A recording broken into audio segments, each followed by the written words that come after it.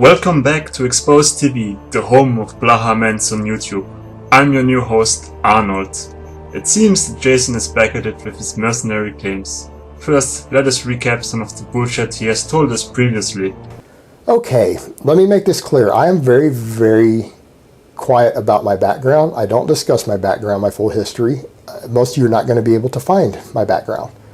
There are people in this industry who have dug it up. It's not a pride thing. It just is what it is. He's going to claim the classified stuff, the CIA. There are no records of me. Classified? Could be. You go on to kill bin Laden and things like that, that does not remove your name. Classified. Pretty much. Yes, I have a classified background.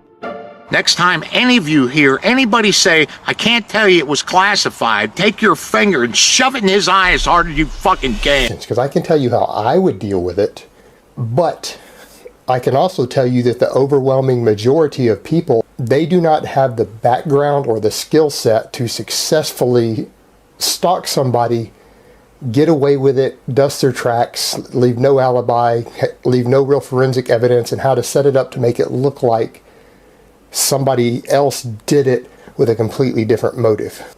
They're emotional, they attack in anger. And if that's the case, you will get caught.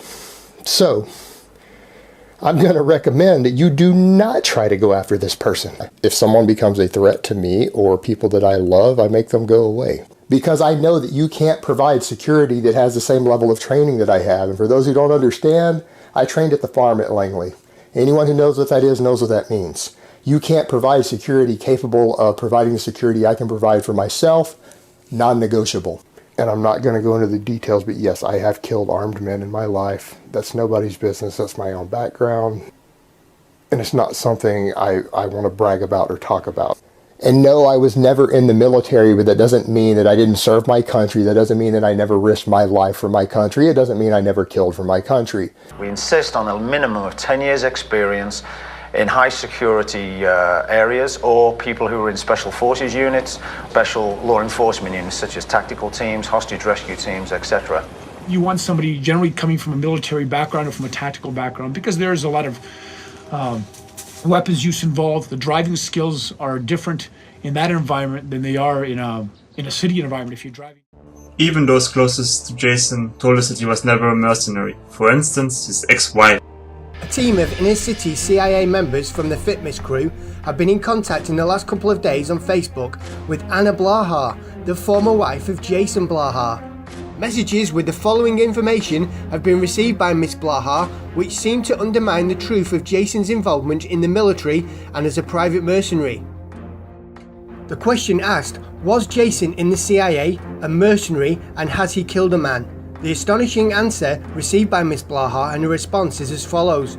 No, he was not in the CIA or military, never killed anyone. More questions were asked about their relationship. Miss Blaha stated the following. He quit his job when he started getting bouts of vertigo. He played World of Warcraft at least 10 hours a day. None of the doctors I took him to while we were together could ever find out anything wrong. So of course the marriage was over. I kicked him out and stopped supporting him.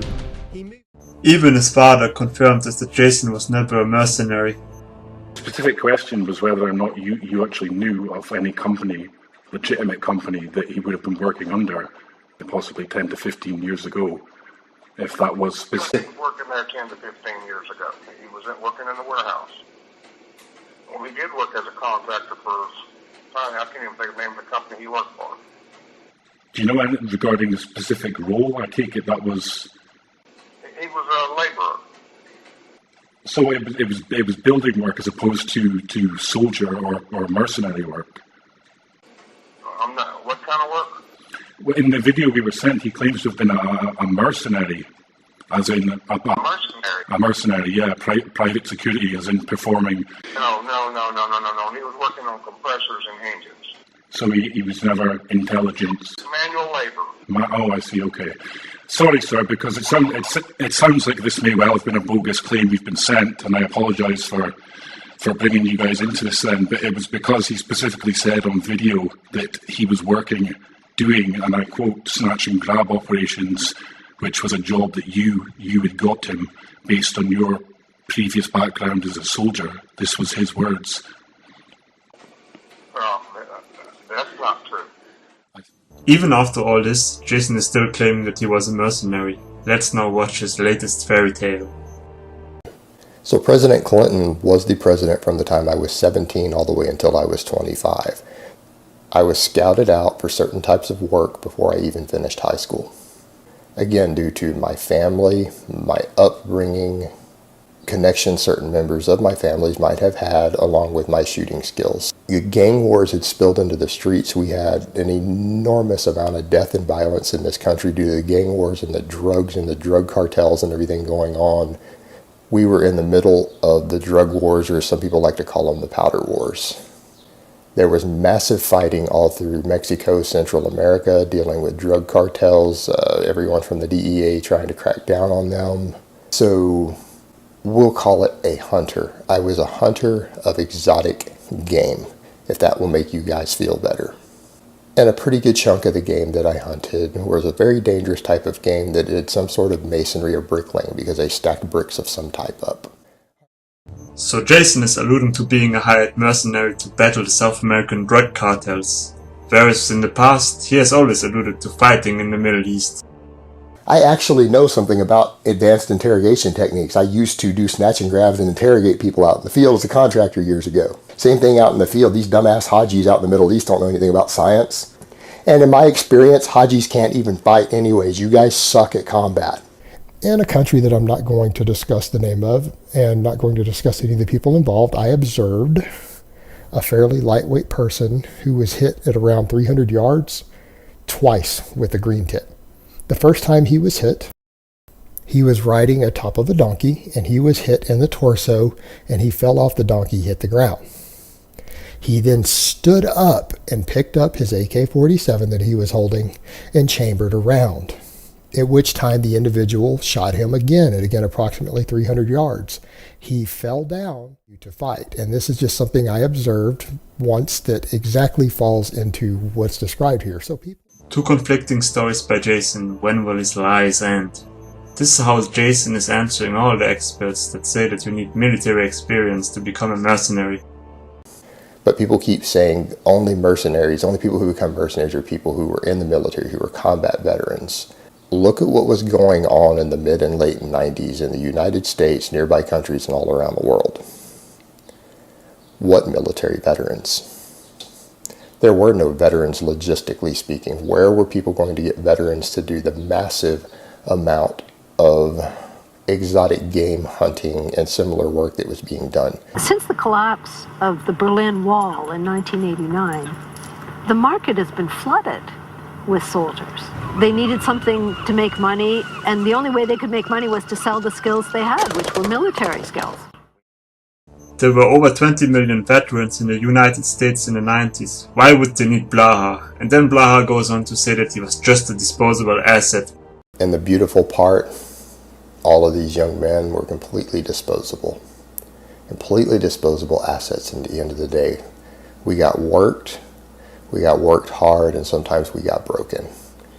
And since none of these men were members of the military, none of us were members of government agencies, we had no VA benefits, we had no access to resources when things went wrong, because everything was done clandestinely.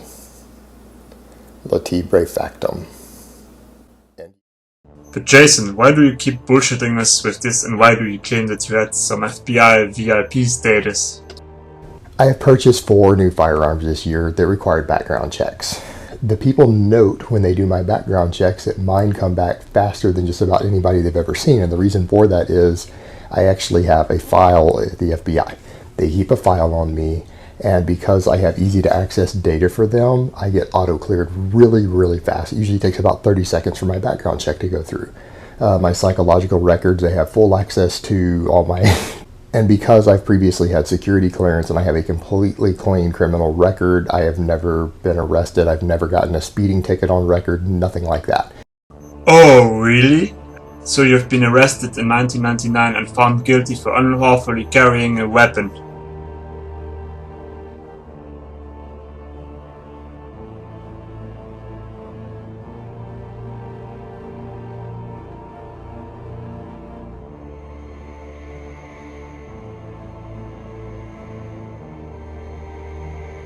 that for me it's easy to pass. In fact, I qualify for class 3 weapons easily. I can pass the background checks to get suppressors, short-barreled shotguns, fully automatic weapons. I have no trouble qualifying for these things legally. So when I talk about the background checks, I'm not worried about myself. I am way in the clear. I can get anything I want, not a problem. Stop it! Stop it! Those of you who don't believe any of this, that's okay. I really don't give a fuck.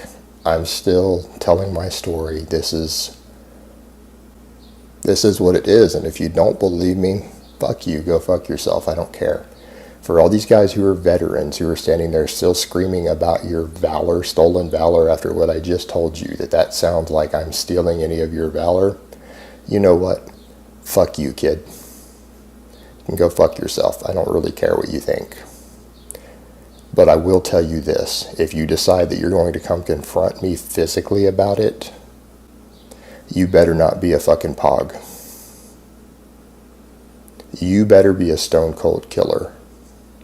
If you come at me aggressively, voice raised, negative body language as someone who I know is a trained killer. Because I don't flinch anymore when I hear a rifle round come by my head. When I hear that whoop and that snap of that sonic boom, I haven't flinched in 20 years from that shit. I got over that a long time ago. So if you come at me, I want you to know, son, it's not going to be me who goes in the ground. I'm still here. I'm still upright and drawing air.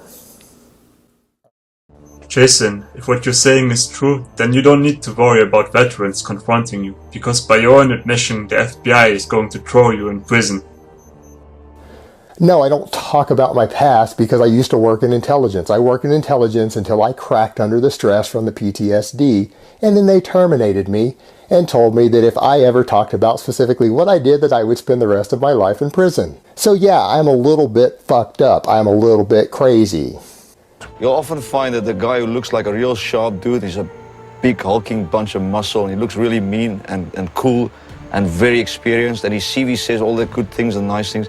You'll find out he's a complete tosser, and he knows fuck all, and he's never done anything. And what he does is he screws it all up, and he's got this mental idea of himself as being some kind of in a movie, you know, some kind of an actor.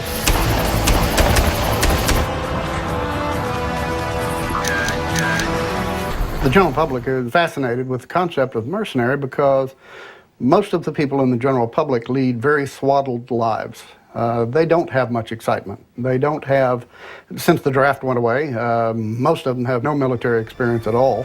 So they live vicariously through these things.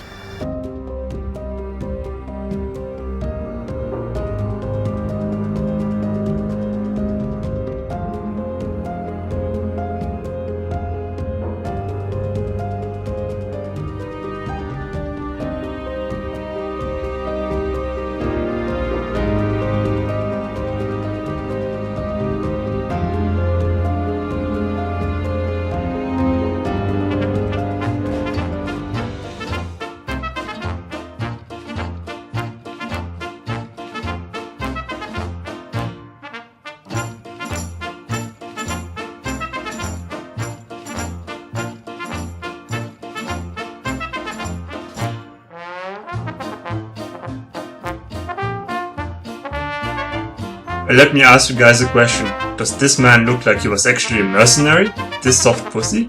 This fat obese man that looks like he's suffering from Klinefelter syndrome? No way!